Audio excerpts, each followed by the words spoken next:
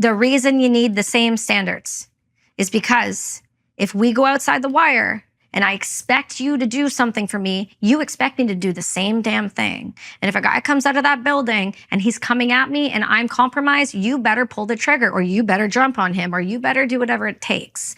Because we have lowered the standards, we are putting people in places that are going to get others killed. Full stop. You and I go outside the wire, okay? You get shot. I'm beside you. Who's picking you up? It's that simple.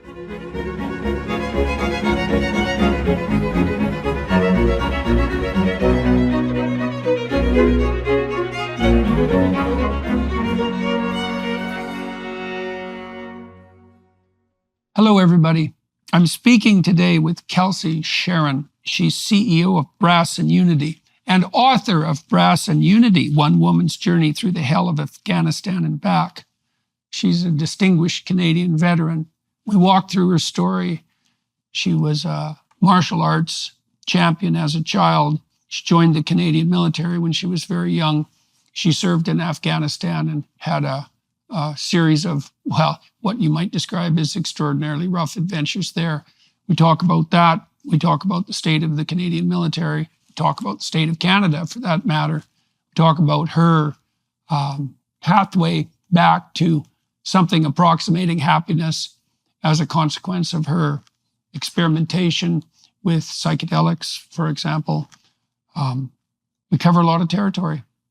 So welcome aboard for the ride. Let's start when you're a kid. Okay. What do you like as a kid? Tomboy. Aggressive. I started fighting at 4 years old. Fighting? Taekwondo. Oh yes, and why did you do that?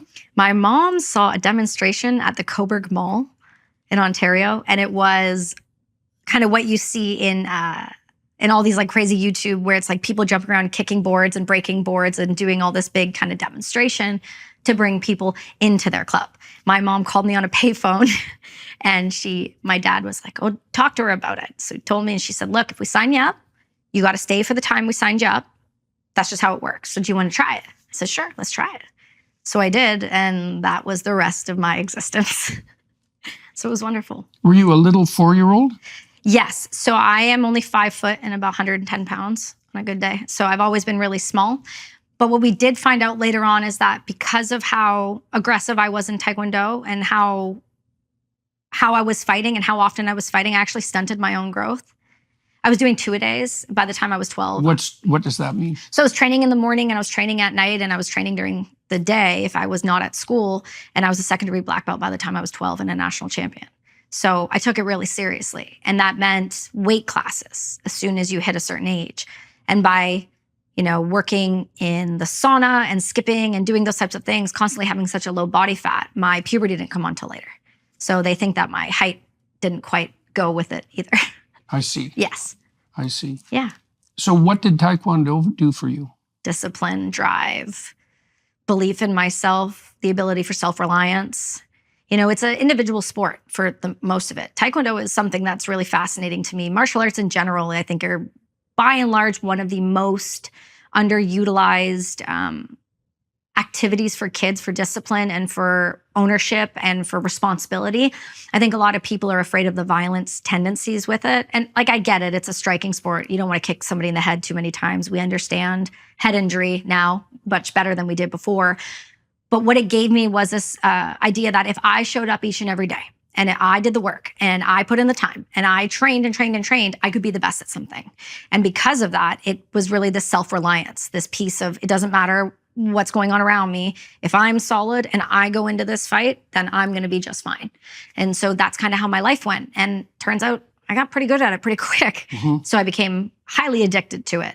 And it not only gave me the self-reliance piece, it also gave me that identity within myself very young. So when I started to go through the bullying phase where I cut my hair about this short and I wore tearaway pants and I wore a wife beater tank top because I was always training.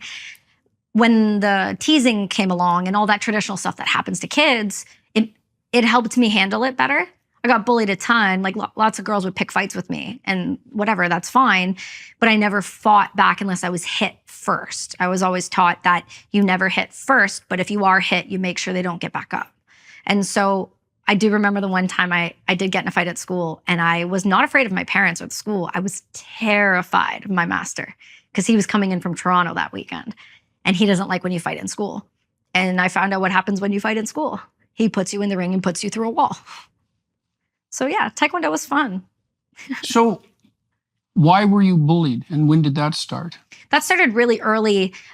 I was always more of a tomboy. I didn't really fit. And I always did a lot of activities with the boys. And I didn't really want to be around the girls. It didn't make sense to me because I trained with boys.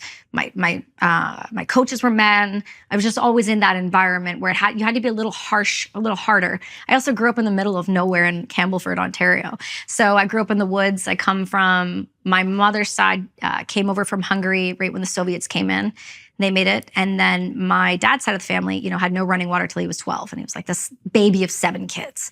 So I come from this really too hardened parents environment. And so going into that sport made sense, but that also created the identity of who I was, which was a little harsher, maybe.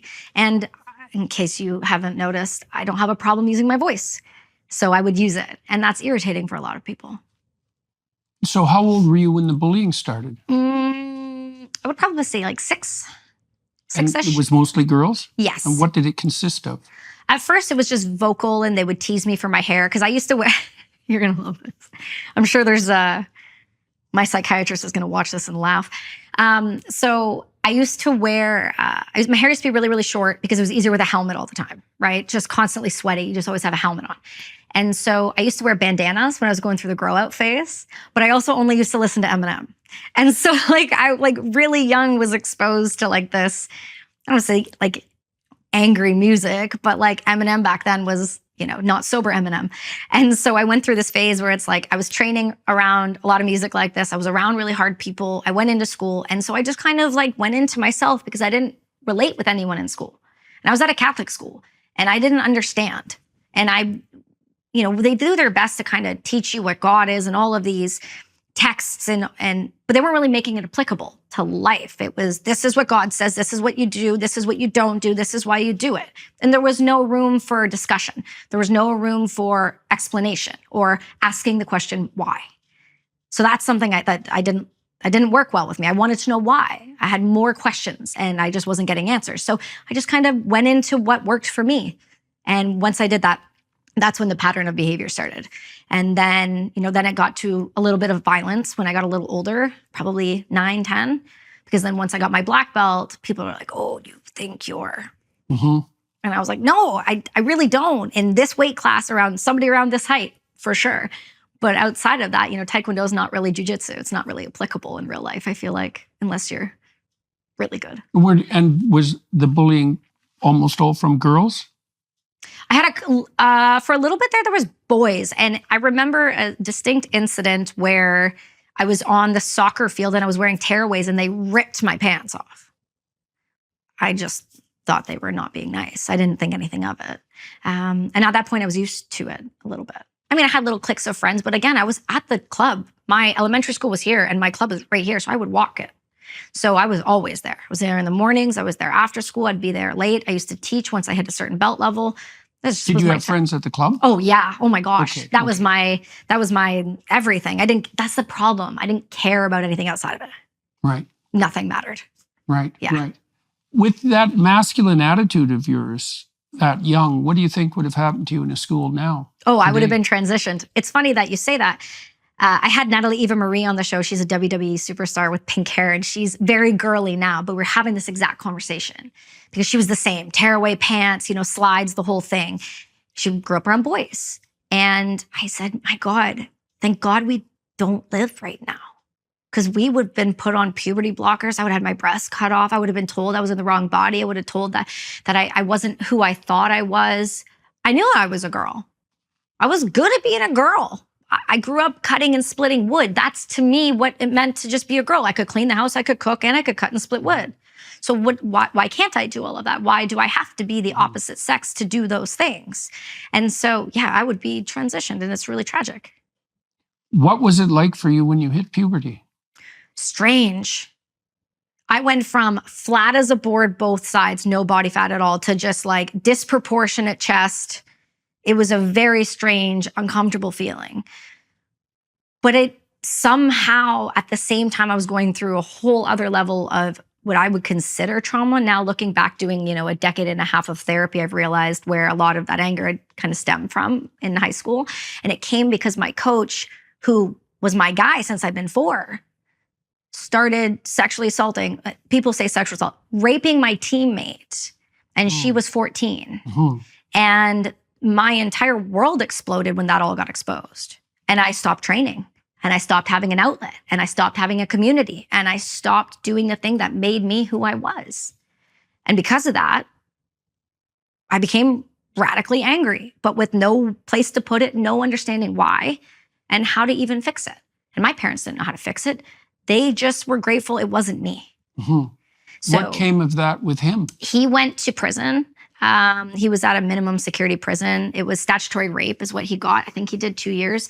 He has since been remarried to another one of the girls we trained with and has twin daughters, which makes me real uncomfortable because that behavior isn't by accident and that behavior doesn't go away. Right. Yeah, so I can imagine that was extremely hard on you because you said you lost your community at that point as well. Yeah, we tried to take me to a new club to train, because my goal was the Olympics. From I can remember it from the moment I saw somebody come in with Olympic rings on them at the gym. I was like, what's that? They're like, that's the Olympics. I went to the Olympics. I was like, hold up. You can go to the Olympics for Taekwondo? And they're like, yeah. And it was over after that. That's it. That was the only path I could see for my life. I didn't see anything else ever, not once. And so once that was ripped out, I couldn't train with anyone. I couldn't trust anyone. I couldn't trust men. Couldn't trust anyone around me. Because what if it's going to happen again?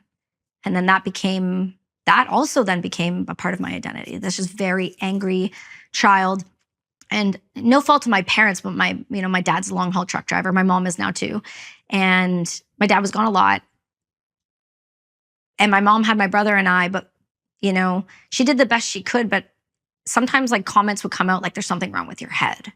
Those types of things, those borderline gaslighting conversations that happen, there's something wrong with you. It's no, I know there's something wrong with me, but I don't know what it is and I don't know how to fix it.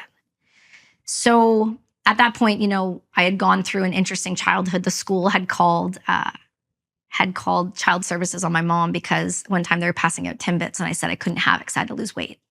Right. Yes, I saw that in your book. So that followed me till I was 18. I had to see a pediatrician to make sure that my mom wasn't abusing me, which was ridiculous. Right. But I understand it. But do you think that event, that betrayal when you were a teenager, tilted you towards post-traumatic stress disorder later? I've really meditated on that a lot. The reason I would say more likely no is because I think that when you watch someone die the way I've watched people die, you're going to have a mark anyway. So whether or not it was more severe because of it, so maybe, yes, it tilted, but I don't... Yeah, well, it was a pretty fundamental betrayal. No, for sure it is, 100%. I don't disagree with you on that at all. But you don't see an obvious connection. I think where the connection lied, for me, more than that obvious connection would be, so that happened. Then I went on deployment, and a major authority figure after my injury threw all my shit paper in Afghanistan at me and told me it would have been easier if I died. So it's the authority figure here, that was a male, the authority figure here, that was a male, compounding on the injury that already happened and telling me I was worthless. Because when you look at this situation, and this is where this is a little convoluted and it can seem really weird for some people to hear, so just bear with me. The person that was assaulted was my training partner. Her and I were hyper competitive though. Don't get that twisted even for a second. This is an individual sport. And I wanted to be like her. When she cut her hair, I cut my hair. Right? So when it happened... older than you? Yes, by 2 years. So when it happened to her, there was almost this weird thought of was I not good enough to even try? It's really, really messed up to even think that, but you get the connection and where I'm saying it's I was never good enough there. I was never good enough here. And then I was never good enough in the service. So there's that kind of identity that runs through it. And it's unfortunate, but I think that was a big part of my life for a long time. It's not anymore. I know I'm very good. I know my worth now, but looking backwards, that's been the beauty of the psychiatrist I got in 2011. He's probably about your age, very similar to you, dresses very similar, same attitude in Canada. He was one of the first to do post-traumatic stress research on post-Rwanda veterans. He served in Rwanda and Bosnia as a medic. And this, I call him my old man, this guy, he has put up with everything, but he's been the only person outside of my father who has never told me that I'm not good enough. Even when I went through all of the things with him since 2011, the amount of times I'd call him telling him I'm going to kill myself, I can't do this anymore. And the response would always be, I have treated you veterans for 40 years. You're not doing this to me. I've never lost one. I'm not losing one today. And that was always the conversation. And he was always telling me the truth. So I think a lot of the healing came in a lot of different ways after the deployment. I think it was a blessing in disguise. That's why when Constantine asked if I regretted it, I said, no, I don't regret any of it. I needed to go through those things to come out the other side and be who I am today. And I like who I am today. I love who I am today. I couldn't say that before. I couldn't say that 5 years ago. So you've pushed yourself really ever since you were a little kid. Ruthlessly. Yeah, and I got the sense when I was reading your book too that I don't want to say that you were trying to prove something, but because that's a cliche, but you're obviously pushing yourself up against your physical limits in your martial arts. And then you decide to enter the service. And so let's talk about that. Yeah. So why did you decide, and you picked a hard route too. You went into the infantry, which was probably the most... Infantry by accident, artillery by trade. So it's very strange. So in about 2000, I think it was 15, the United States started to integrate women into combat arms roles. So I was Canadian. And when I deployed, my unit went to an American FOB. So we were working for the 101st. We were working for Americans. We were the only Canadians that were with an American set of human beings. We were firing for them. And that was in Afghanistan. And that was in Afghanistan. Yeah. So that was different. And then I ended up doing infantry because the British called and they didn't have a woman to do the job. So they pulled me. Right. So I worked with all of them. But before that, I joined the Army because I went to college in Ottawa. I went to Algonquin for about a month. I tried to get out of the town as quick as I could. And out of the town you grew up in? Yeah, well, I grew up in Cobourg and then we moved to Campbellford and I went there at grade 11. So up until that point, I'd gone to Catholic school my entire life. And then I went into a public school for the first time. So that's fun. Transition point. And I went to like this farm town of this really really small town vibe, hockey team kind of thing. How big was Campbellford? I don't even know this. I don't know the number, but it was tiny. We had at the time we had one bridge and we had a Tim Hortons. Yeah. And we invented the toonie. That's our claim to fame. There you go. It's massive tuning, not relevant at all, but ridiculous nonetheless. And so yeah, we went there and then I left and I went down to the Remembrance Day ceremonies. I always go for Veterans Day in America. And that was one thing my mom always taught me is we always go on Remembrance Day.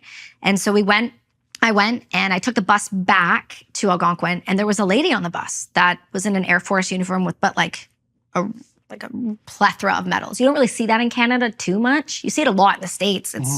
They're everywhere. They're hanging off of them, but in Canada, not so much. So when you see that, it kind of sparks a little. So I went over and had a conversation and just kind of like asked her about what she did. And I think she was a pilot or she had flown one of the first females to fly, the whole kind of thing in Canada. So after that, I got off the bus and I just said, I think I'm going to join the Army. So I went to the recruitment office and right outside the Rideau Mall. How old were you? I just turned 18. I left at 17. Yeah. And had you graduated from high school? I had, yeah. I had. I went early to Algonquin to try out for the soccer team first. And then I started school in September and then I went there right around like November 15th. And then I got paperwork that I was accepted in December and I got sworn in December and I was in basic training on January 3rd. So it was a quick, right. Yeah. Right. Was it a shock? I don't think I even had time to be shocked. I just made the decision and we were going. And that was how it was going to go. We signed on the dotted line. So we went. Right. And so tell me about your basic training. What was that like? I loved basic training. Basic training sucked, but I loved it at the same time. There's something about collective sucking together. There's that we call it trauma bond or whatever you want to put on it. But I liked the competition because within your group, you have men and you have women, and everyone's in a different trade and, Air Force, Army, Navy, and then who's going where. And I, again, loved the idea of being underestimated. It worked for me. It's something that just drives me because normally I'm the smallest or I'm the woman or I'm the whatever kind of like title you want to put it on. None of it matters to me at all.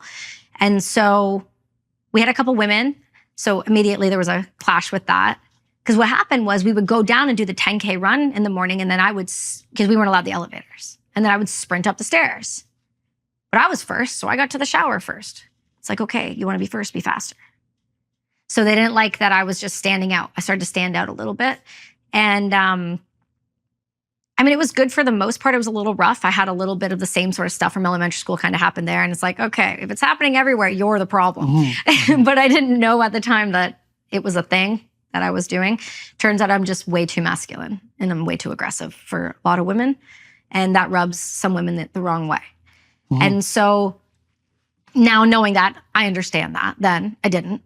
And so we went through basic training and it went well, graduated on time. Nothing went crazy. How many women in basic training compared to, like, what was the mix? We had like 5 women in our group and the rest were men. How many men? 30. Oh yeah, okay. Yeah, so we had... What did the men think of the women?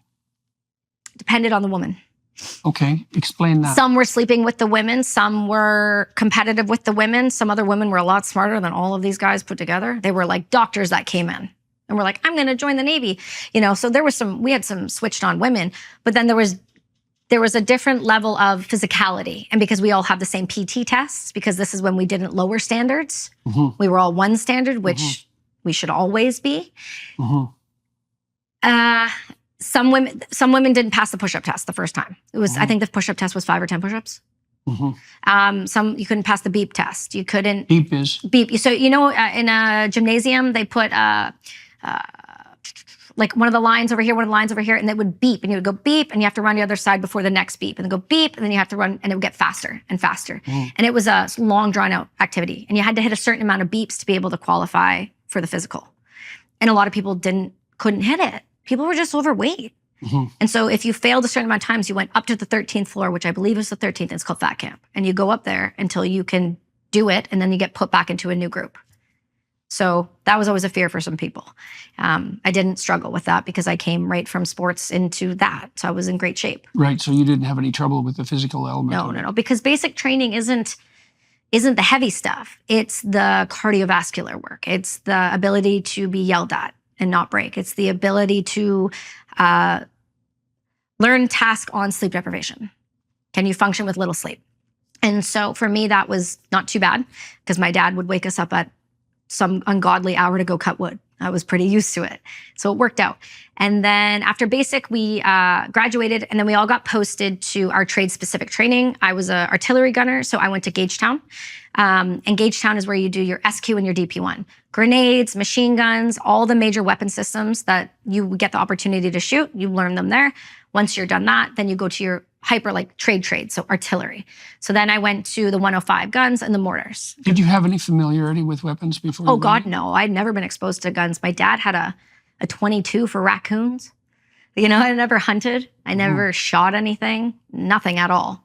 So it wasn't like a draw to the raw of the weaponry or the violence of it. It was more of this looks cool. I think I could do this. But I think everyone knew I was either going to be a cop or I was going to go do something else. I just didn't know at the time. And so we went through training there, and that was fantastic. And how did the women do when the standards were equivalent? Like I said, some women failed. Yeah. Yeah, for sure. 100%.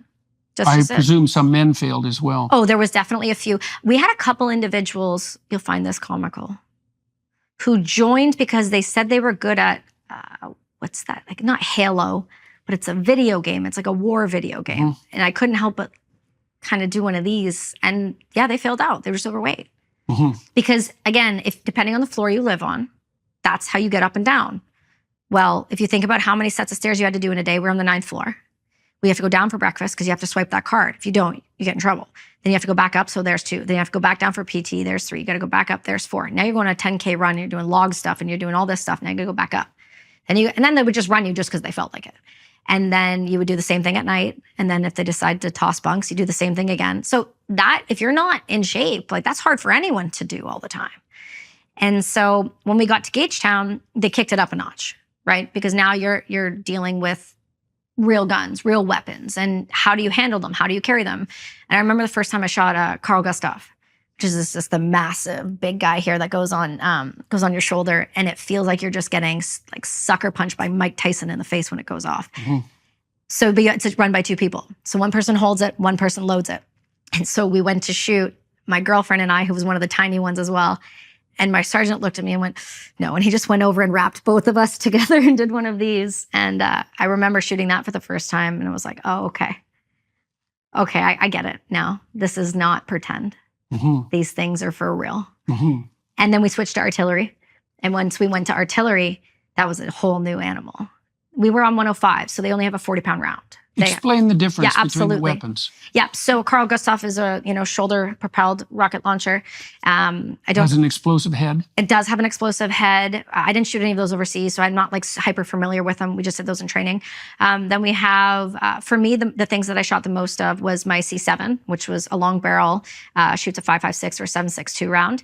And then we had hand grenades. They don't look like the pineapples. They're round like a baseball, the modern ones. And then we had mortar rounds.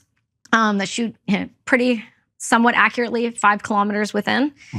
So we had those, and then we had the 105s, which... How does a mortar work? So to the best of my recollection, so it's run by two people. It's got a round plate in the ground that sits there that kind of holds it down, and it's a long tube, and at the bottom is a firing pin.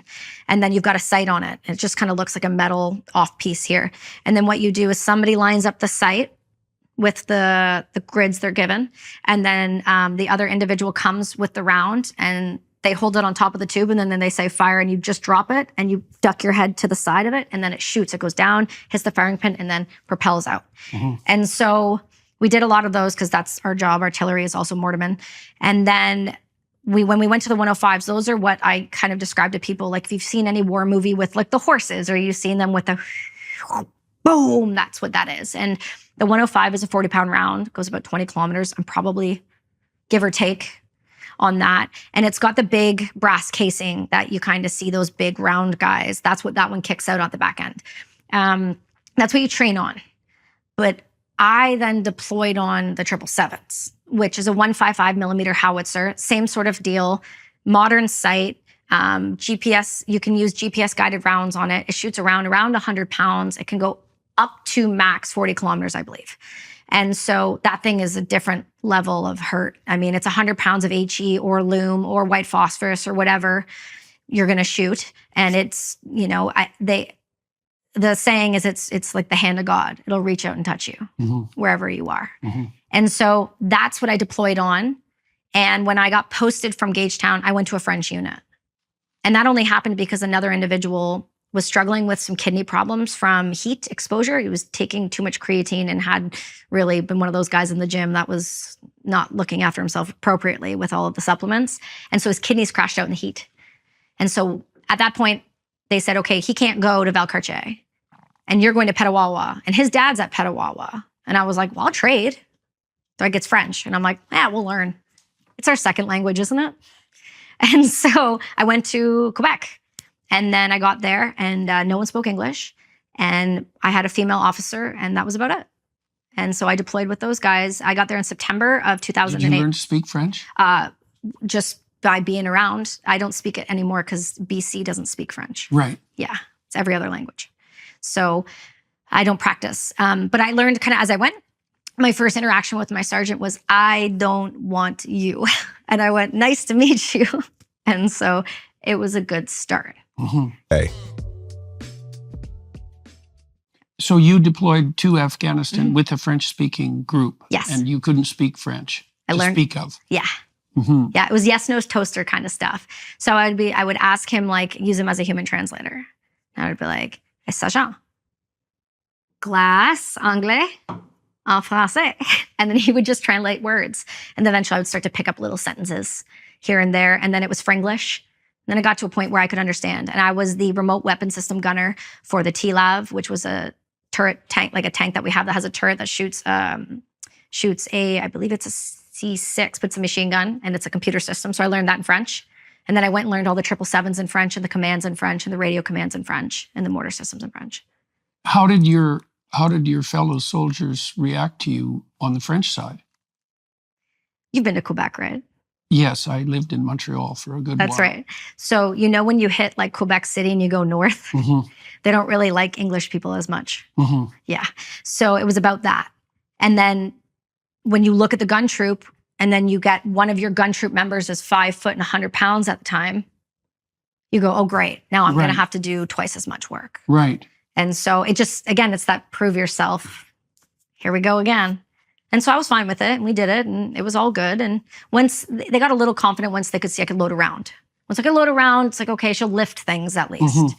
And it was strange. There had to have some conversations. My sergeant now, we're friends now, and we've spoken since. And he goes, yeah, we had to have constant conversations about them leaving you alone.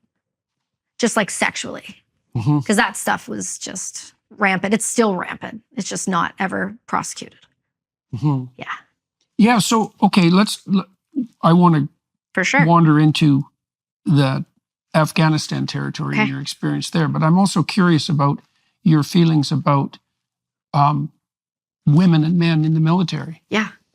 So you were in early, obviously, and you were in before there were differential standards. Yeah. And you made reference earlier to the fact that you think that the same standard is appropriate. 100%. Okay, so tell me why you think that. Perfect example. You and I go outside the wire, okay?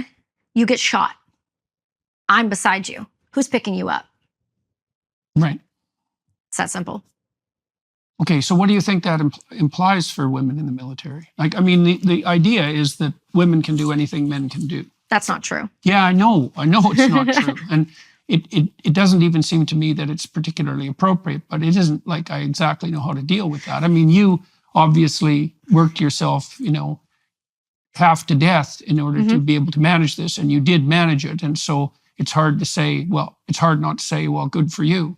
Right. But by the same token, it seems to me odd that we're insisting as a society that, especially in direct combat, that men and women can play the same role. And so what do you think about all that? I think it's really complicated, and I'll tell you why. If we were fighting, on average, an enemy that played by the same rules or had similar respect for women. Yeah, well, that's also a big problem. But that's the problem. That's the main problem, right? Well, okay, so we could talk about that a little bit too. Well, it seems to me that women are at risk if they're serving in the military in a way that men aren't. Not true. Okay. I can count on all my fingers and toes right now the amount of men who have been assaulted by other men in their units. By like special operators too. I'm not just talking about like, say like grunt people, What if you're captured? You take that risk. Yeah, but God, that's... yeah, it's hell. We've seen it. We've known women who there's videos of Israeli women who were captured, who were tortured to death and raped to death. And we have that on every platform. So I get it, but at some point you have to make the decision. I was willing to risk it because I genuinely, the people that I was with. Did you know what you were risking when you were willing to risk it? No, I don't. That was the thing. You know what? That's funny that you said it. Constantine said the same thing. He's like, do you really know like what you got into? No. And anybody. I mean, you can say that about life in general, but this is a very extreme situation. And I can't imagine what would have happened to you if you would have fallen into the hands of the wrong people in Afghanistan, let's say. I've never thought about that, but I don't know. I don't think they would have been able to keep me very long. I would have been a problem. Problems get eliminated fast. Like, honestly, I'm that person that in that time in my life, if you said, I need you to go run and jump over that wall, and you're probably for sure gonna die. If I knew someone was on the other side of that wall that needed to get pulled over that wall, I'm risking it. I'm risking it every time. I hate that about myself sometimes because it's like the sacrificial, like I'll risk it. If it means getting somebody who needs something or somebody needs help, I'll risk a lot. It's probably not a great trait on some levels. But I will, and I have, and I do it again. What about the standards? Now, the standards were in place. Okay. And what's changed? Okay. So standards were in place, push-ups, sit-ups, yada, yada. The reason you need the same standards is because if we go outside the wire and I expect you to do something for me, you expect me to do the same damn thing. And if a guy comes out of that building and he's coming at me and I'm compromised, you better pull the trigger, or you better jump on him, or you better do whatever it takes. Now, women become a distraction. They become a distraction because 2 reasons. Men act different when women are around. We know that. They just respond different. If a woman's getting hurt, it doesn't matter if he likes me or not, he's going to respond differently. He could put himself in danger now. He's going to react differently. And secondly, because we have lowered the standards, we are putting people in places that are going to get others killed. Full stop. Mm-hmm. We are actually making it more dangerous for people in service, on planes, in other areas by lowering the standards in society together. And we're doing it. And we're seeing the repercussions, and we're not stopping it. So where's the line? I've been asked, do you think women need to serve? If you want to respect the rights of the people we are fighting, unfortunately, I need to be there. Women have to be there because the Taliban and ISIS and God knows how many other enemies we've continued to make. There are women on the battlefield, and they will use them if they are covered head to toe, and they will put men in those burqas with AK-47s and suicide vests, and they will think a woman is walking up to them who's not a threat, and they will detonate.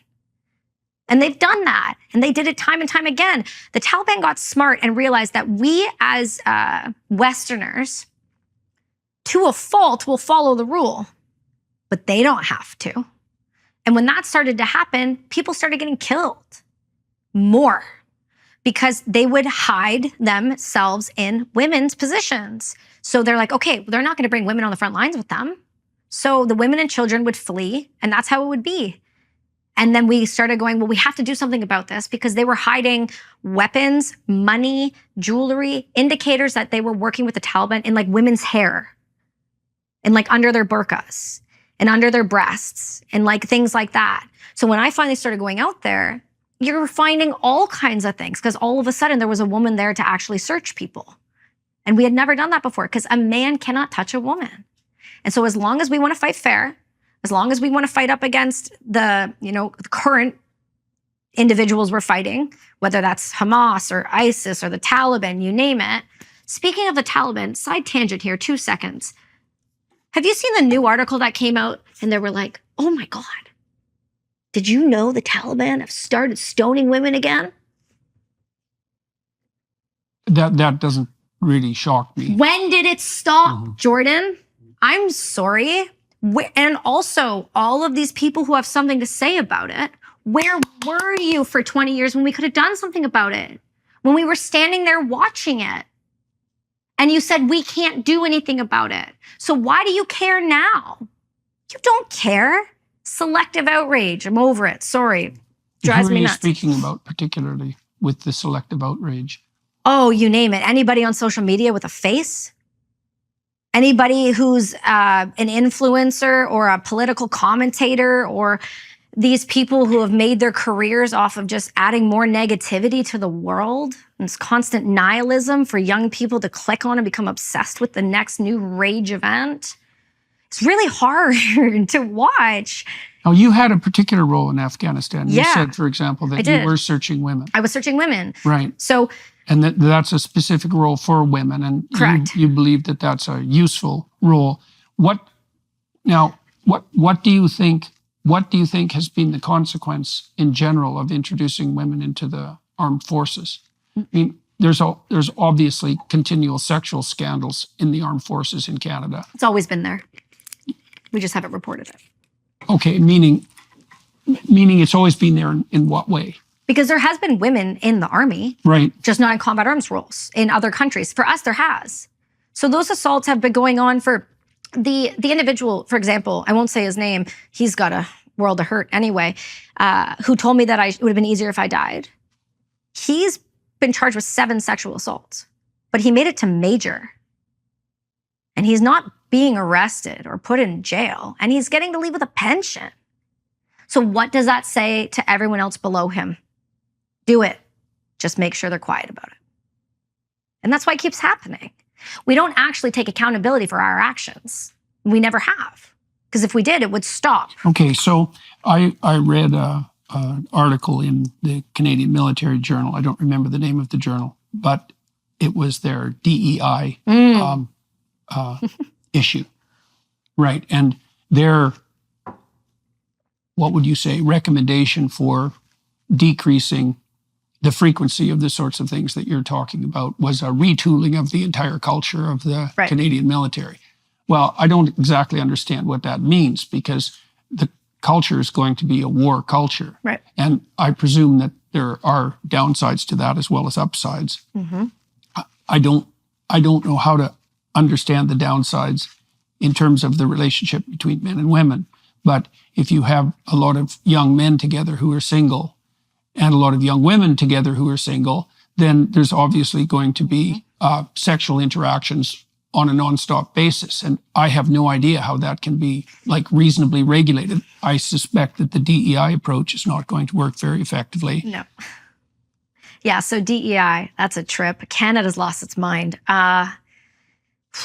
Okay, so I spoke to Buck Angel recently, and I was asking him his opinion on how the Canadian military has just put tampons in the men's bathrooms. Yeah. And then made it a particularly punishable offense for the young men to take the tampon dispensers out of the bathrooms, which is obviously exactly what they should do. They should never have been in there in the first place. Well, yes, that's for sure. Yeah. So bad leadership, right? You might say that already. We can go with bad leadership.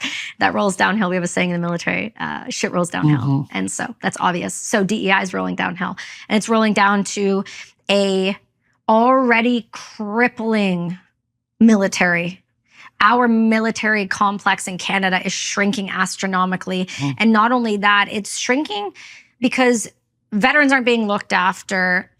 People at Gagetown are having to rely on food banks to eat because they're not being paid enough. No weapon systems are coming in. People are having to pay for their own flights to come back from, where did they go? Was it Lithuania? They were over there? Excuse me. They were playing war games, i.e. they were just trying to be a show of force for Putin. Anyway, so, and then we bring in DEI.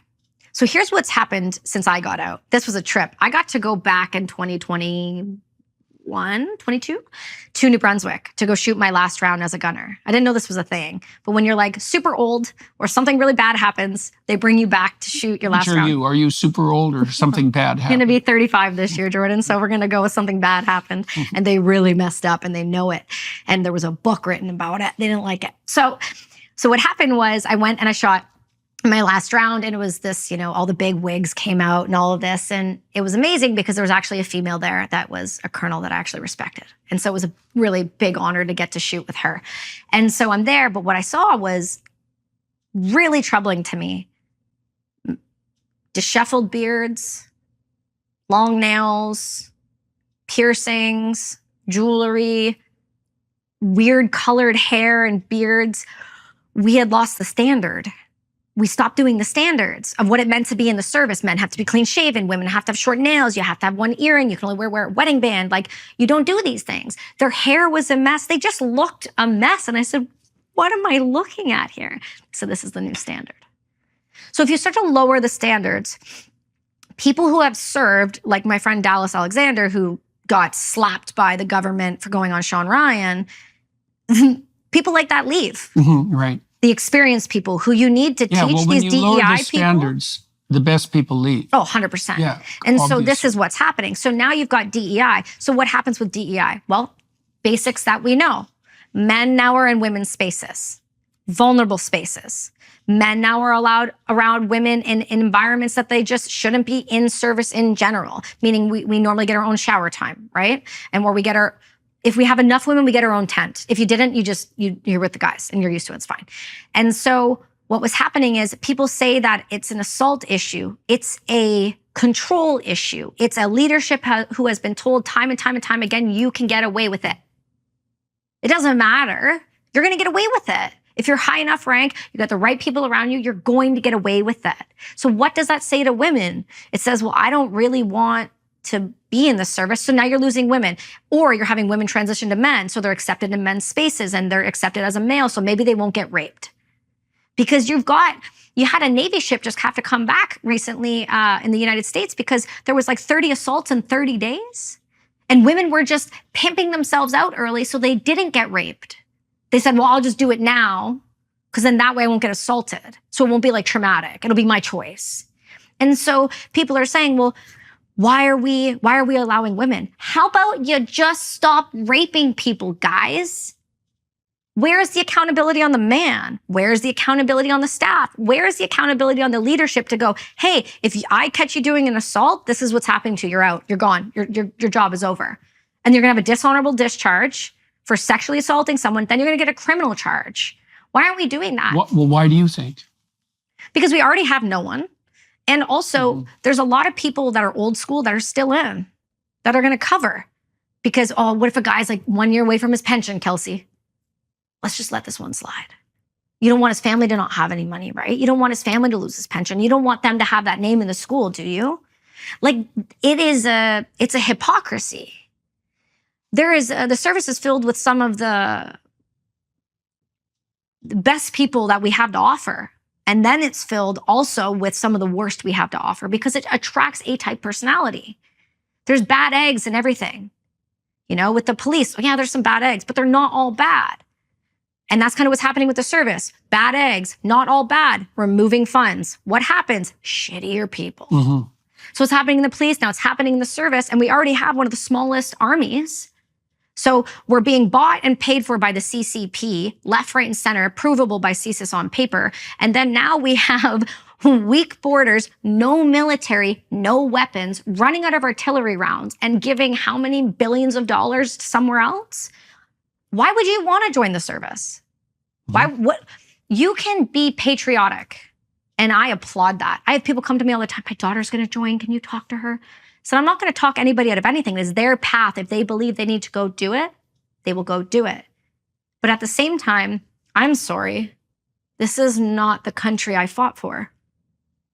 So why do you think this is happening to the military in Canada? It's really easy to control people when they don't have somebody to stand up for them. Look at the protest.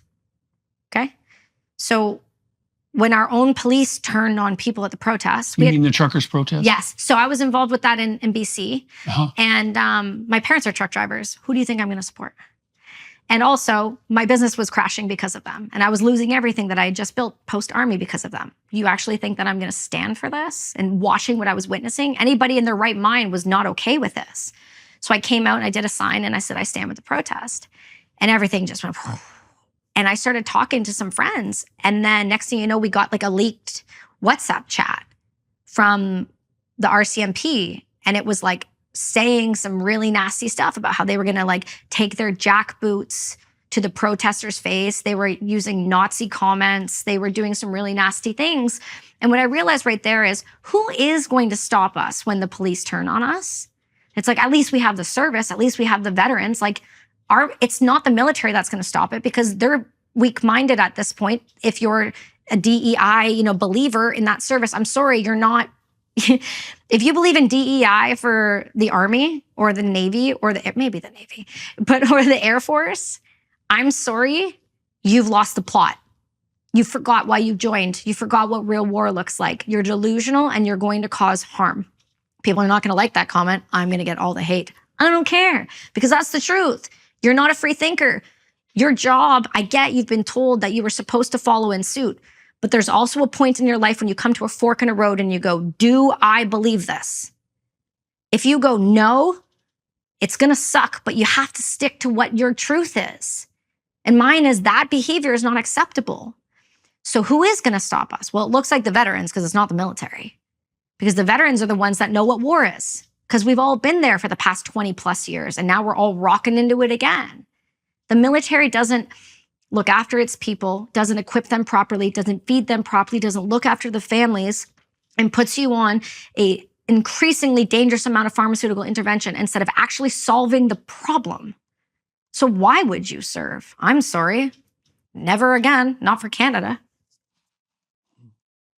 So what happened in Afghanistan? You went to Afghanistan. You were with the French unit. I was with the French. We went to FOB And this was when? So I got to Valcartier in September. We deployed in April of 2009. 2009. Yes, 2009. How old were you? I was just turned 19.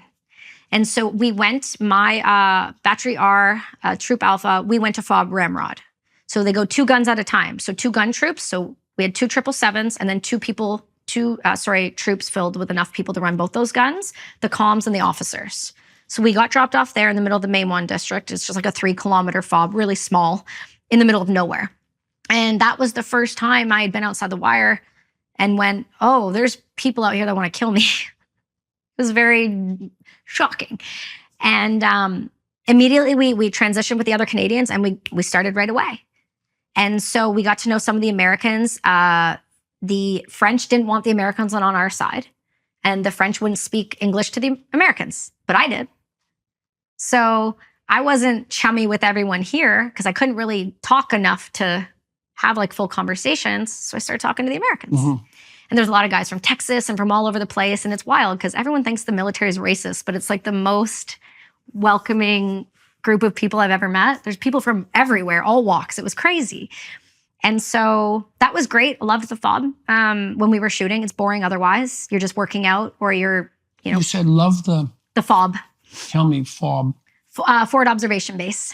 And so that's just where our little home was. We had our tent. That's where we slept. That's where we shot guns. How did you understand your mission? Like what was it that you I wasn't given a there? mission set. I wasn't given a mission set. I was a gunner. I was, you go here, you shoot the guns. When you hear the fire mission, run to the gun. Follow orders. Right. Yeah. Right. And the only other time is we would go up onto the OP tower. And that we had a bunch of OP towers and Canada's tower was this one. So it was it was, oh my gosh. It was the something post, observation post, holy brain, get it together. Okay. We're going to get there. And you would do 4-hour shifts with the machine guns and you would just watch. That's what you did. And then you do radio calls. So I like to mess around with the Americans and do them in French. This was just fun for me. And then anytime there's a fire mission, you ran to the gun. So that was like my life for a long time. How long? I think for that was like the first couple months. And then after that, I got a call. Well, a call came down to the tower and said, Kelsi, you need to come into the tent. And I went into the tent and Sergeant LeBlanc was there. And he said, hey, so there's about to be a big operation and the British need you to go with them. I've told them no. And I was like, hey man, I want to be infantry. Don't take my dream. Let me go do this, Dad. Like, I want to go do this. Like, let me go live my life, you know? And he goes, I don't want you going. I said, why? And he goes, because you don't understand. He had deployed to Bosnia and he had deployed before and he had used his weapon in combat. And that wasn't artillery, right? So it was small arms. And he's like, I don't want you going. And I said, okay. And he said, but they're not going to say no. They're not letting you stay. So what he did is he said, come with me. And we went and got my rifle kind of sorted out. He stripped his rifle down because he had deployed before. He had all the Gucci kit. And I just had this like old sight that doesn't work unless it's at like 400 kilometers. It's not going to work for close combat at all. Like it's terrible. And he got me, you know, the tack light and all the cool things and gave me all of his. This is where it scared me a bit. He emptied his vest and took all his extra mags and went, you're going to need these. And he laid it out in front of me. And it was a lot of magazines. And I was like, you really think I'm going to need that? He goes, mm-hmm. I said, okay. And then he took me to the little range we had there and I zeroed my weapon. And then he said, they're going to come get you tomorrow. So they were taking small arms fire on the way and they couldn't come get me. So they said, if they don't come tomorrow, you're not going. So he was all happy. They came, they picked me up. There was a bunch of Terps on there and a bunch of other individuals. Interpreters, sorry. Yep. And within that, there was just a bunch of random people on the Chinook, you know, bits and pieces from all over different places of Afghanistan. People going to the hospital, some interpreters, some of the military, and they dropped me back off at CAF, which is it is essentially the massive base within Kandahar where everyone flies in and out of. If you hear about the Tim Hortons or the Pizza Hut, it's there. Mm-hmm. And so that's where the British were. And they dropped me off and then they dropped me at the British gate and they said, here you go. And I walked into the British and I introduced myself. I don't know how to read their ranks. So I don't know who I'm talking to. They just have all different little, we had chevrons at the time. They had different stuff. And so I must have been talking to someone high up. And I think it was Commander Calhoun. Commander, no idea. Just terrible. And I said, hi, I'm going to work with you. And they said, okay, you're going to be our female attaché. So just female searcher. You're going to come with us. You're going to go see the RCMP here real quick. They're going to tell you what you can and cannot do. They're going to give you some zip ties and some gloves, and we'll come get you. So I went to the RCMP. They gave me a quick overview of what I could and could not do. And what could you and could you not do? I could not put duct tape on them, but I could zip tie their hands. I couldn't put them in certain positions. I couldn't put a bag over, but I could tie their eyes. If I was removing things from the women, they had to be set down in front of them so they could see that we weren't stealing it, that we were just removing it from them. And then, just pressure points I wasn't allowed to push. I said, okay. And then I got gloves and a bunch of zip ties. And then I went back to the British and they said, okay, we're going out tonight at 1 o'clock in the morning. And this is what we're going to do. You're going to go from house to house to house to house. And anytime there's women, we're going to call you. And you're going to follow that guy right there with the bomb dog. He's got a black lab named Benji, and you're going to follow him everywhere he goes. Don't lose him. He's with you the whole time. I said, okay. And then they said, you can go sleep. And I said, I don't think I can. And then we set off in a little school bus over to the airfield and then hopped on a Chinook. And I sat on the floor, which was a bad idea. And then people stacked around me. And then we took off. And we went out. It was the first time I used NVGs, so nods to see at night and all of that. So that was interesting. And that was about it. To be honest, that's all I got told. And then we went out on foot and we had a hot LZ and we landed. What's that? Yep. So I'm so sorry. No problem. We were taking some small arms fire when we came in and they dropped us off really quick. Problem was people were sitting on my legs, so I couldn't feel them. So when I stood up, my legs, I went to run, they gave out. And so a Scottish guy just grabbed the back of my vest like this and did one of these and just kicked me in the butt. And it was like, aye, off you go. And I was like, here we go. And so we went out and then we waited until morning prayer. Because of the respect we have, we wait till they're done their morning prayers, then we kick their door in. And then I was told they're not going to use me. Oh, Burns, we haven't had women and kids around a lot. They've been leaving. I said, okay. They told me we're going to be out there a week. I was like, okay. First house. We need her. And I go. And it was my first experience of what 12 women and kids screaming and crying in a room by myself looks like. And that was being a mom now, I really wrestle with some of that stuff. I didn't then. I had no reference point. But being a mom now, I really wrestle with it. Wrestle with what? Kicking people's door in the middle of the night. Mm-hmm. With your baby screaming and terrified. The level of trauma I've left in that country and the women and kids I encountered. What were you looking for? All we were told is we were looking for caches. Weapons, a lot of money, anything that would indicate people were working with the Taliban or anywhere near sort of IED, which are improvised explosive devices, any of those farms. And that's all I was told. And so if I were to find big wads of money or I would have find cell phones and any of those things, I was like, bring them to them like, okay, this is what I found, who I found it on. Mm-hmm. And so— Did you? Yeah. Yeah, we found a lot. They hid stuff in women because they didn't think I'd be there to search them. Mm-hmm. And so So does that help you reconcile yourself to what you did? No. Why not? Because I still did the thing. I still inflicted the trauma. It was still a part of the pain. It doesn't erase it. It's there, though. So it's an uncomfortable feeling. It's something I've definitely worked on a lot, but it's definitely there.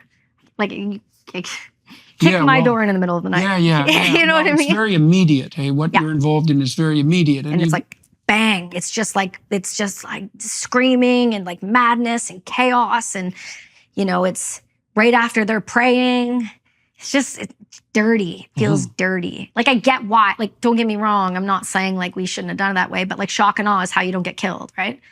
It's like my buddy used to say to me, I'd be like, how did we lose so many more people than the SF? He's like, we move at night. We're quiet, and we get the job done and we leave. Conventional forces, we roll out at the same time every day. We go down the same road every day. We're sitting ducks. It's different. So anyway, you got to be quick and you got to be shock and awe a bit, right? So that's the tactic. And so we started doing that for a while, and that was going okay. I had a couple scuffles with men in the family thinking I was a boy going into a room. So we dealt with that a little bit, which is always fun. The interpreters didn't like that I was there. There's not a lot of respect for women, especially a female soldier. So that was an interesting relationship to kind of work around, if you will. And then we had a couple of situations. Wow, I would have done. So that's an additional difficulty of being female in the armed forces in those countries. Yeah, absolutely. Because if you're fighting a country that has little to no respect for women, by and large, across the board, depending on your level of extremism, yeah, you know, you're going to be dealing with a different trust issue, right? So, yes, well, I would imagine that you're particularly hated too. oh yeah, you could feel it. It like burns through you. I bet. Yeah, you can feel that, but that's okay. I equally hated them just as much, and I made sure they knew it. So again, this is where that masculine side switched on and there was no feminine left. And so within a couple days of being out on our on-foot operation, I was with... Except you said that it bothers you now that you're a mother. It does bother me. I mean, I think it should bother anyone. You're a I'm human not being. disputing that. Oh, no, for sure. I just think that feels natural to me. I feel like if I were to say, oh, I had no problem with what I did to those women and kids, I think that would be slightly sociopathic. Yeah, right. And I consider myself a painful empathy, like for a lot of people, especially, you know, post-psychedelics and really opening and doing work on myself. That kind of shell and heaviness isn't there anymore. That like need to protect my heart is not there anymore. Now it's like, painful all the time. Like right before we came here, there was a woman at lunch just yelling at her child. And I could see that she was stressed, but it was like watching the child take it. Oh, I stopped eating. I felt nauseous. Like I'm painfully empathetic now. And it's almost I almost wish it was a bit the other way. It's easier. How much of that do you think is a consequence of becoming a mother? I mean, that's a big change. Oh, yeah. I don't think it's as much as I thought it would be. Because when I had my son, I wasn't well yet. So there was still that hardened part there. And thank God it happened so early, where he couldn't remember what I was like. He gets to see happy mommy now. He doesn't see mommy crying on the stairs like he did when he was 2 and 3, right? So how long did you search? We only did a week. We did a full week of just non-stop. And because it was nonstop, I went from Alpha Bravo Charlie, and I was shifted between every single unit. So if they were kicking a door, there was a woman, okay, then I would go over there. And then if they would kick and wait, and then they would go, okay, wait, we got women and kids. They put them in a room, and then they would wait for me to come over here, and then I would search over here, and then be the same sort of thing over here. But there's not many of us. So you're used a lot. And so... How do you get along with the Brits? I love them. How come? They didn't question me. They didn't make me feel like I needed to prove myself. I was handed to them and they said, do you know what you're doing? And I said, probably better than some of you. And because I immediately fired back and didn't just cower into my shell, they're like, oh, she's lippy, is she? And then they started calling me the C word in a good way. And I was excited about that because I was like, oh, I'm starting to be one of these people. Okay. Okay, I can do this. And then... You're still only about 19 at this time? Yeah, I was 19 the whole time. Yeah. Yeah. And it was just, they respected me. If I said stop, everyone stopped. They weren't like, oh, why should we stop? They were like, stop. Burns said stop. Something felt wrong. And so they respected me. And so I got on with them just fine. And it was really lovely. There, you know, I had South Africans, English, Irish, who else? Fijians. And they were just this amazing, eclectic group of people. And they all just were good with me there. There was no questioning it at all. No one was weird. No one pulled any sexual stuff. No one said anything offside that I considered offside. It was a really respectful relationship, and I liked it. So when they respected me, I was happy to be there. And so we were out, and we were all on hold. There was a road to clear. And I had my back up against a wall, and on the right-hand side, there was a road, and then there was another compound, and then they had a second story on that. So we put a sniper up on the roof and a spotter over there, and we had some guys over here waiting. Then we had all of us up against the wall, and we had an interpreter beside me. And then just down the road, there was a road, and it kind of went from a big open field on the right-hand side, and then off the road was like a deep ditch, but it was like super green in that ditch. Like they like really tall trees. People don't think Afghan is like really green, but it shockingly is.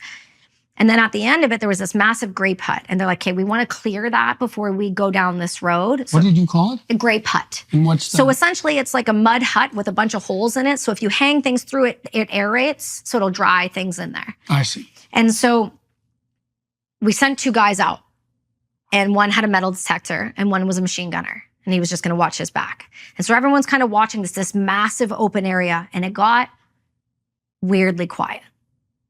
And that's never a comfortable feeling.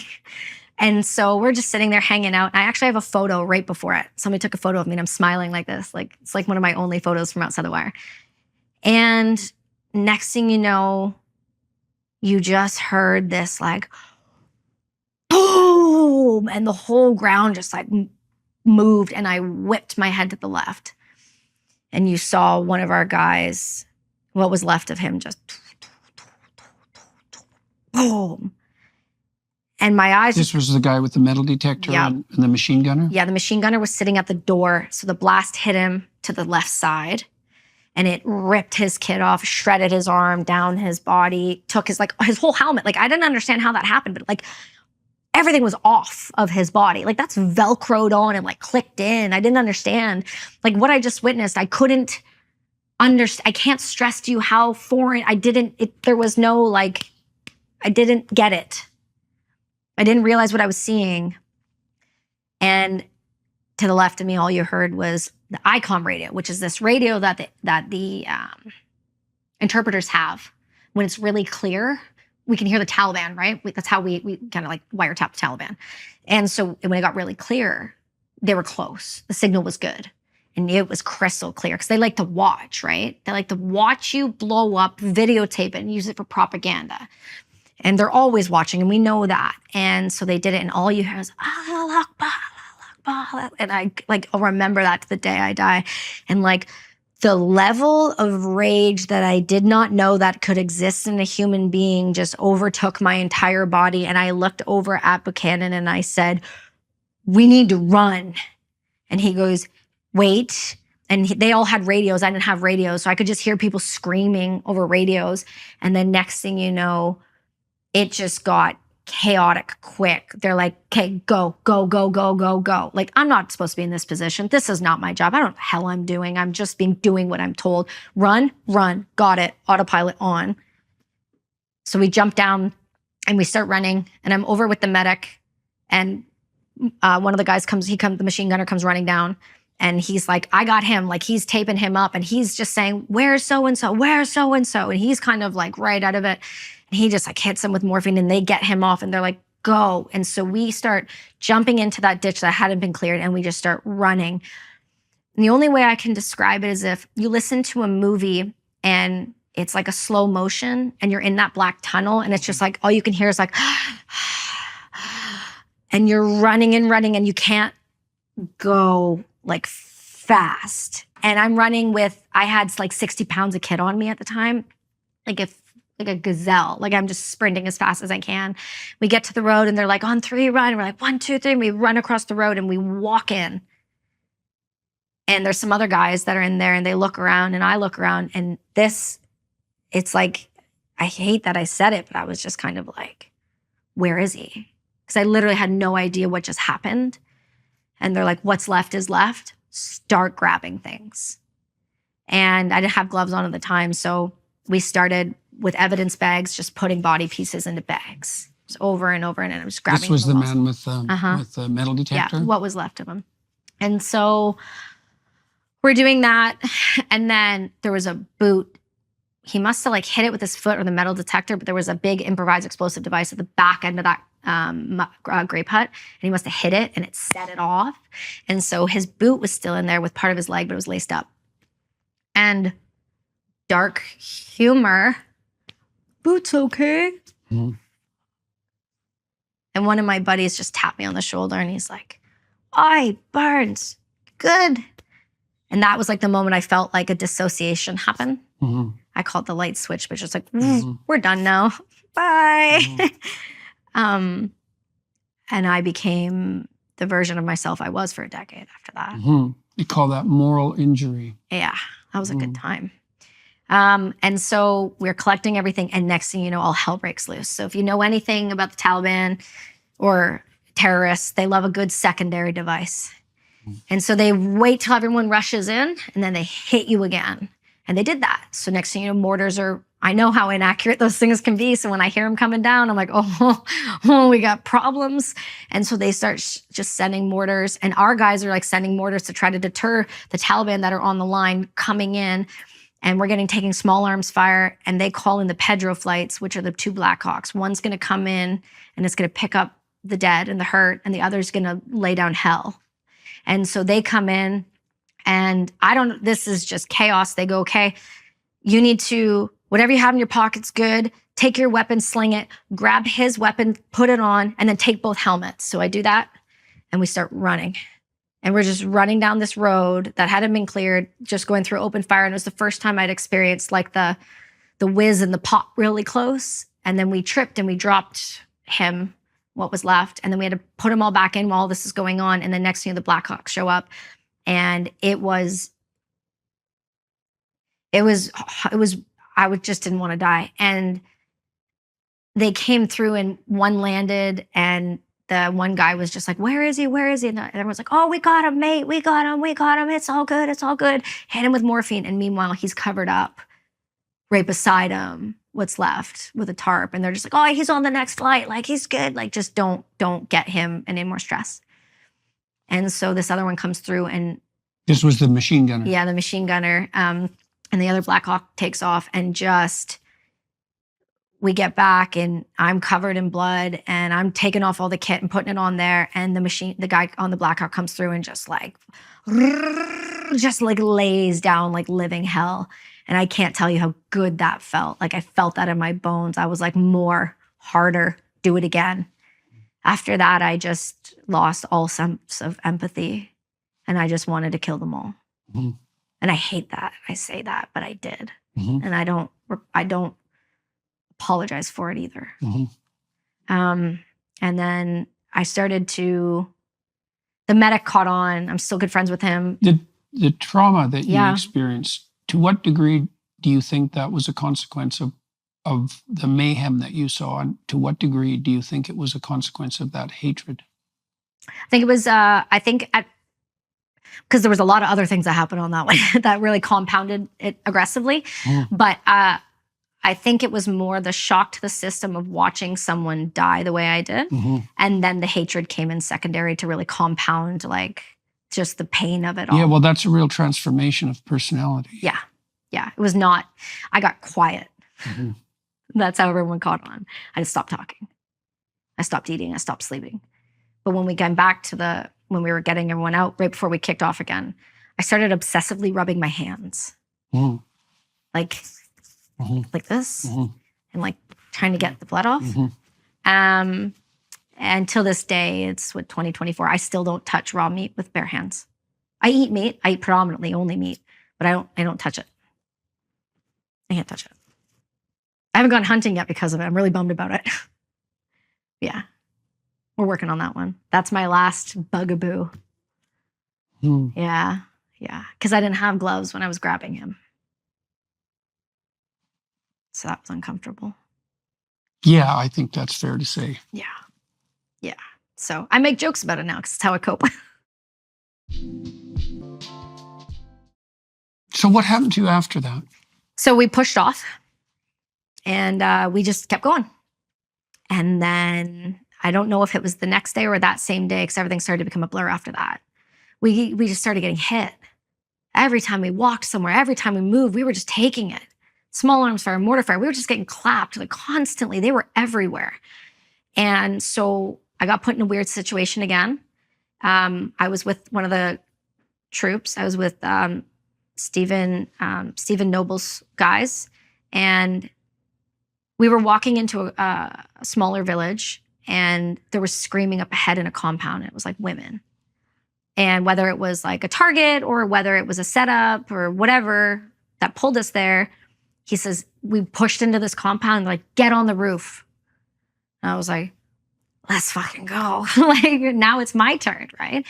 So they lift me up, because I can't get on that roof. They lift me up onto the roof, and there's another guy to the right of me, and then there's me, and then there's a sharpshooter right beside me to the left-hand side, which is like a sniper, but the Brits call them sharpshooters, not quite snipers, and another guy there.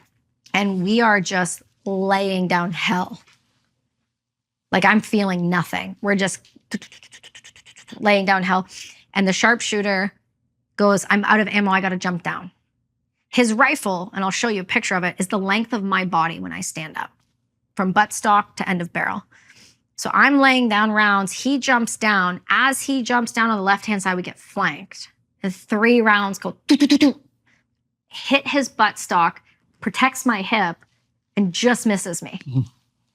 So after we're done the firefight, we jump down, and he pulls out the rifle, and he pulls out the casing, and I was like, tell me that's mine. He's like, no chance. He's gonna have a picture of it though. And I was like, that was my hip. And he's like, yep, it was. Yeah. So if he was there, it would have went through him, would have hit the buttstock, and hopefully would have stopped. But because he wasn't there, it hit the buttstock, and it took enough of it that it stopped it. So I was very fortunate in that situation. And then after that, I started having, the next compound we went to, I was searching a group of women, and there was a particularly combative set of women here. We had known at the point that this was home of the Taliban. Like, we knew somebody there. We knew that they were Taliban. Like, we knew that. And so when I was searching some of the women, they chew, there's a drug they chew there, right? And it makes them really disoriented, and it's really hard to search them. While I'm searching one of them comes at me with those like shears. Yeah, just one of these. I wasn't issued a small arms, like a handgun at all, which makes no sense. And my barrel is this long, so I'm not getting that in between us. So I just kind of do this and just kind of knock her down so she's down. So at least then she's diffused, and it was fine. But then after that, what happened was I got really just angry with all of them. So I started, instead of taking something from them and setting it down, it just was out the window, out the door. There was no respect anymore. There was like, I don't care if they're in prayer, kick the door in, let's go. Mm-hmm. I'm not waiting for this. We got places to be. And you could just see it just get worse and worse and worse. And we were just in firefight after firefight after firefight. Then our other guys got hit. Then we lost 2 interpreters. Then we had one of the other females there. She was a mess because she was in right behind. So now we had to get them out. And it was just this really, really, really terrible operation that just didn't go well. And all of those guys I was with, I bonded with. And they were talking to me, checking on me, and listening to me, or just sitting still because they knew I was not doing great. And then we got back to CAF. We finished the operation. They picked us up. We got back to CAF. And they said, see you later. And I went back to the Canadians. And I was told by a captain that... How long was that period of time? About a week. I think it was... I have the exact time stamp. It was... I believe it was the 9th at 0100. And then we got pulled out at 2:15 a.m. on the 15th. And I went back to the Canadians, and I was told right away to just not talk about anything that happened because no one's going to believe me anyway. And then I went back out to the FOB, and I almost pulled the trigger on a kid because when I was doing the tower, the little girl that came outside the FOB all the time, she would wave. But this time I didn't see a wave. I saw a gun. And I racked around, and the guy beside me was like, yes, good. Like, what are we doing? And I just looked at him, and I was like, what? And he was like, no. And I ran off the tower, and I went into, and I told my sergeant, something's wrong. Something's wrong. And they said, okay. And then they sent me back to CAF.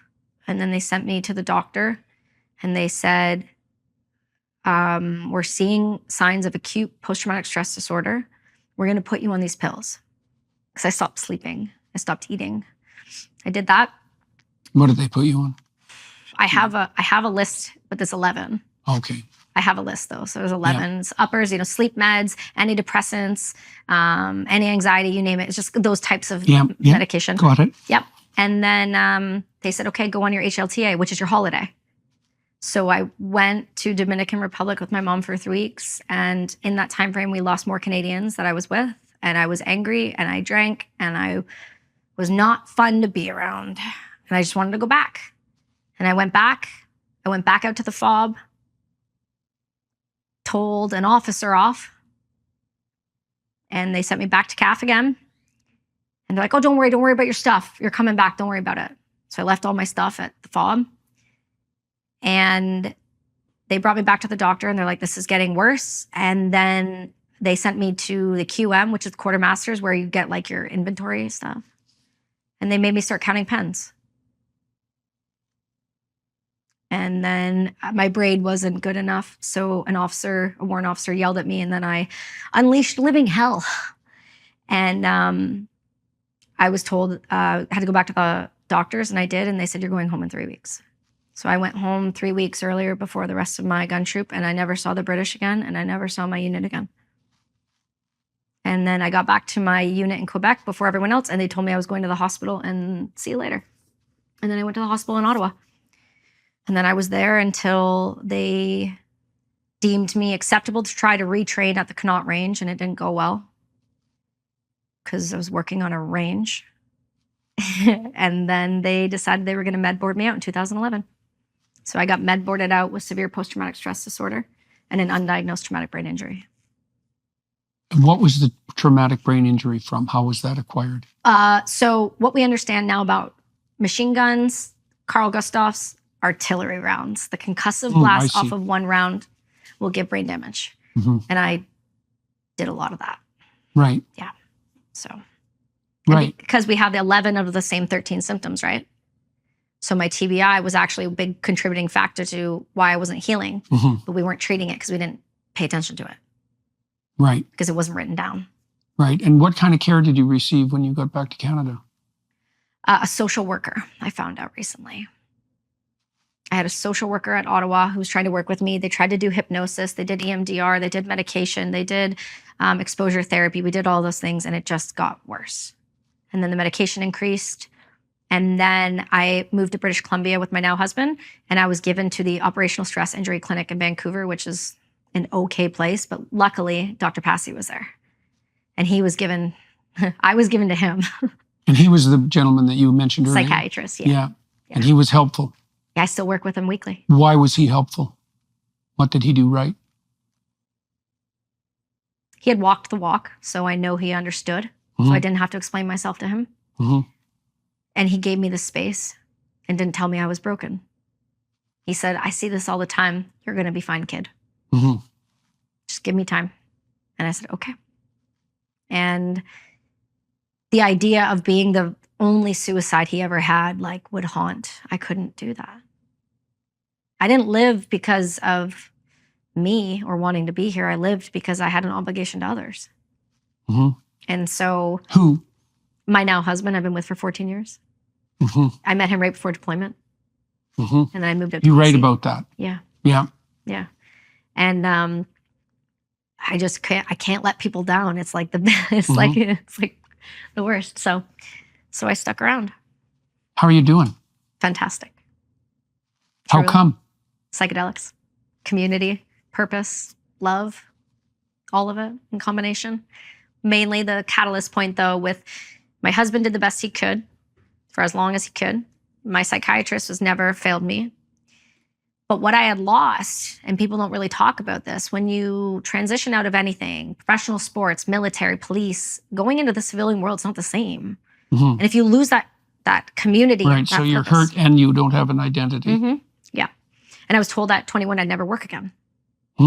So that's a great label. So you have post-traumatic stress disorder, you're never going to work again, and you're broken. And we become the stories we tell ourselves. We know that. So I told myself, I'm the injured veteran who's never going to work or get better. Because that's what I was told. So why wouldn't I believe that by the people who are trained experts in their fields? And it was only when my doctor said to me one day, like, we know you want to get pregnant, but you can't be on some of these pharmaceutical meds. So what about cannabis? And I was like, I grew up, like, that's a no-no. Like, no. He said, just give it a try. And I was like, okay. So I slowly started to integrate cannabis and remove sleep medication. And that worked. Then we got down to the What last... did cannabis do for you? It allowed me to get to sleep and stay asleep. Oh, yeah. Okay. Yeah. Because my problem was waking up from nightmares and the night sweats. I was really violent at night when I'd sleep. And so I was never sleeping, so I was never resting. And we know that it takes 72 hours to break someone without sleep. It's not much. And so from there on, I said, okay, I'm going to go down this more holistic route. And I started my art therapy. My doctor suggested art therapy. I started on the kitchen table in 2015. I started building bracelets out of old spent casings that my friends would send me from the range, which I found out really quickly was illegal when the RCMP cornered off my cul-de-sac and showed up at my door with guns. They were like, so do you have rounds in there? And I was like, nope. I'm like, do you have a warrant? They're like, nope. I'm like, 7,050 cal rounds on the other side of that door. They weren't actual, they were just casings, but you can't take those. So I was building jewelry out of them, and I slowly started to develop this purpose. And I never wanted to run a nonprofit, but I wanted to impact our community, and I didn't know how. So I was like, well, if I can make something, then that can be the vehicle that puts that money with those charities that's going to do the boots on the ground work. So then I'm impacting change and I'm funding something. So that was my mentality going into the business. What did that grow into? Brass and Unity now is, oh my gosh. So Brass and Unity, I mean, it took off in 2016. I met with Kevin Hart, and he gave me the best piece of advice I've ever been given, which was, at the time it was called Her Wearables. He goes, you need to make it a unisex name. And I was like, right. So we did. He tweeted it out, and a year later I was on Ellen. And it, you know, Julian Huff and Michael Bublé and all these people started wearing it for suicide prevention. And I was like, okay, we're cooking with something. Then next thing you know, we were nominated for... What were you making that they were wearing? Just these. Just bullet jewelry, like with actual like casings. That's it. Oh, yeah. Yeah. Oh, yeah. Just pull. Use your muscles. I believe in you. Thank you. You're so Thank welcome. you. Thank you. Sorry, I'm a positive affirmation individual. Yeah, well, those are very nicely made. Thank you. Yeah. So I started making these, and then we started selling them in the fashion world. Now, let me tell you about the fashion world and bullet casings. It doesn't mix. I don't know if you know that. It seems logical. Yes, right?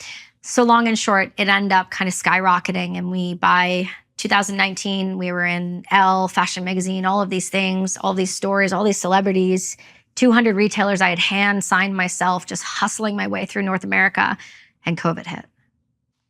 And I lost my entire business overnight. Talk about a lack of purpose, having your whole identity wrapped around a jewelry company. That was a bad idea, isn't it? Well, it worked. It did its job. It did what I needed to do. It got me up. It got me moving. It got me not wanting to kill myself every day. So all in that time frame, I got married. I had a baby, ran this business. And then 2021 kicks over. And I get this phone call again from the same guy who introduced me to ayahuasca. So in that time frame, I started getting really suicidal again. By 2019, I was drowning. I couldn't figure out why. I'm doing all the things. I'm doing what I'm told. I'm trying all the exposure therapies, and why isn't it working? And my buddy calls and he said, hey, what about ayahuasca?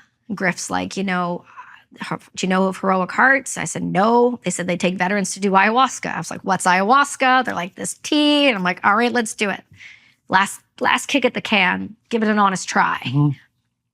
30 days later, I went and did it with a group of operators and Blackwater dudes and Army Rangers. And I realized in that moment, it was less about the ayahuasca and more about the community. I was welcome. I was brought in again. I was seen.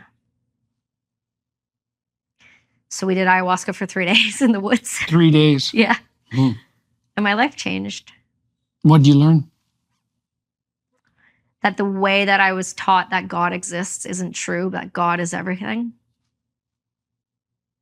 And that I wasn't going to go to hell because I wanted tattoos. And that there was nothing wrong with my head. And that I was going to be okay if I just had faith in something bigger than myself. That was when? What year was that? 2020. 2020. So after that, I've never been on a pharmaceutical drug again. Is that right? Yeah. From that point? From that point. Wow. Yeah, we're going into 2025 soon here. So. How's your sleeping? Fantastic. Well, that's a good deal. Well, it's a combination of that and brain treatment I did in 2022. What did you do? So I went down to this place called Resiliency Brain Health Center in Dallas, Texas. They treat Army Rangers, Delta operators, NFL dudes. And what had happened was in 2021, from starting my podcast, I met Griff within the first 4 episodes. So I did psychedelics, and that carried me through, and I integrated that.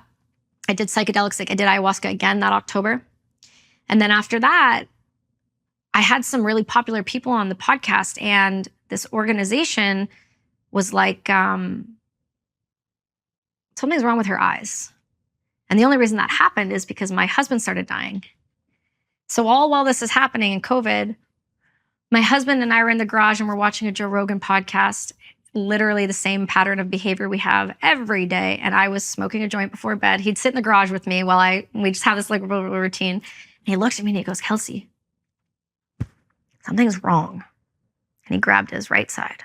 And I did pick my paramedics after I got home from the Army. And I was like, "Wrong side, bud." Mm-hmm. And he goes, "No, something's wrong." And he stood up and he goes, "I think I'm dying." And he dropped to the ground. And he just was gone. And so talk about move slow again. I started screaming. We called 911. They put us on hold. I said, "I just got a new Tesla. Let's test this thing out." So my neighbor came and put him in the car for me, and we drove him to the hospital in less than 5 minutes. And the ambulance called and said, "Go pull over." I said, "Beat it. I'm going to get there faster than you." Canada didn't help. Canada kept telling us it was mental health. It was not mental health. My husband was a professional supercross racer. He's hit his head more times than he can count. But what we're starting to understand about TBIs is they can be delayed. He was fine until he wasn't. Everything started to spiral after that. He couldn't get out of bed. His depression, he started getting suicidal. He was losing weight. He wasn't functioning. He just didn't want to live anymore. And he couldn't figure out what was wrong. We went to every hospital. We did private doctors, MRIs, you name it. They're like, "It's mental health. It's mental health." Like, it's not mental health. A friend of mine was on Instagram and was like, "I'm at this brain clinic. I have too many head injuries." So I voice messaged him. It was a ranger. And I was just bawling. I said, "Will you help me? I don't know what to do. Can you get them to see my husband?" This was Wednesday. We called them. They said, "This is no problem. We know what it is." He was on a flight and he was there on Sunday. Canada, 2 years, nothing. Mm-hmm. Nowhere, nothing. Mm-hmm. 1 week, Texas. Yeah. So we went down there and he was there. And they also treat civilians. And this was who treats the veterans, the Resiliency Clinic. And so this lovely lady named Donna Cranston, who runs Defenders of Freedom, sat down and she goes, "Is your wife Kelsi Sheren?" And he goes, "Yes, ma'am." He goes, "We think she has a TBI. Her eyes are all messed up on her podcast. We'd like to treat her." And I was like, "Okay." And like, she's Canadian. Like, "We're going to get special permission. Don't worry." And they funded the whole thing. So they flew me down to Texas for 2 weeks after I did the 4x4x48 with another charity, because Goggins likes to make the rest of us suffer. And I went right there right after. And I was there for a 2-week intensive program. And I found out that I not only had a TBI, I had dysautonomia and POTS. And that's one of the reasons I wasn't getting better. My vestibular system was completely out of whack. My hormones were a complete nightmare. You name it, I couldn't tilt my head backwards throughout my whole body, thinking I was sleeping upside down. I was cautious. Couldn't drive a car. I was getting nauseous all the time. Couldn't be in a, passenger seat. So I did treatment with them. And then I continued to use things like microdosing to help. Not all the time. I do regimens 8 weeks at a time. And then I go off and I integrate. But I still definitely have a tendency. When I get depression, I don't go as low as I did, but I go a little, but enough to go, okay, are we sleeping? Are we eating right? Are we moving enough? Are we having enough water? What was I watching? Was it triggering? Was it Tucker Carlson all week? Maybe let's take a break. Let's go into something a little lighter. And so I start looking at all those things before I go to the next solution. And all in that time frame, I wanted to help veterans differently. So we donate 20% of our proceeds from Brass and Unity. I started journaling and writing a book. I started this podcast that was kind of taking off. And then I was like, might as well become a psychedelic integration coach. So then I can help these same people that helped me. And that's what I did. And then now cut to where we are in 2024, where the book came out last year. And I'm healthy and I'm happy and I love myself and I know my worth and I know where I'm going and I have a direction. And I am so goddamn grateful for the people I have around me, because without them, I wouldn't have been here. And they didn't give up on me. Our government gives up on everyone else, but no one gave up on me. And it's only because they didn't get a hold of me in time. Because if they did, I wouldn't be here. All right, ma'am. Thank you very much for walking us through that. So for everybody watching and listening, I'm going to continue to talk to Kelsi for another half an hour on the Daily Wire side. I'm not exactly sure what we'll talk about. Maybe more about the state of the military in Canada, and maybe more about psychedelic treatment as well. So if you'd like to join us on that side, you'd be more than welcome to do that. Thank you very much for agreeing to talk to me today. Thank you for having me. Yeah, it's a pleasure. It's a pleasure. Thank you, everyone. Thank you to the film crew here in Austin, Texas today. Yeah. Thanks a lot, guys, for making this possible, and to the Daily Wire Plus people for making this podcast what it is. Much appreciated.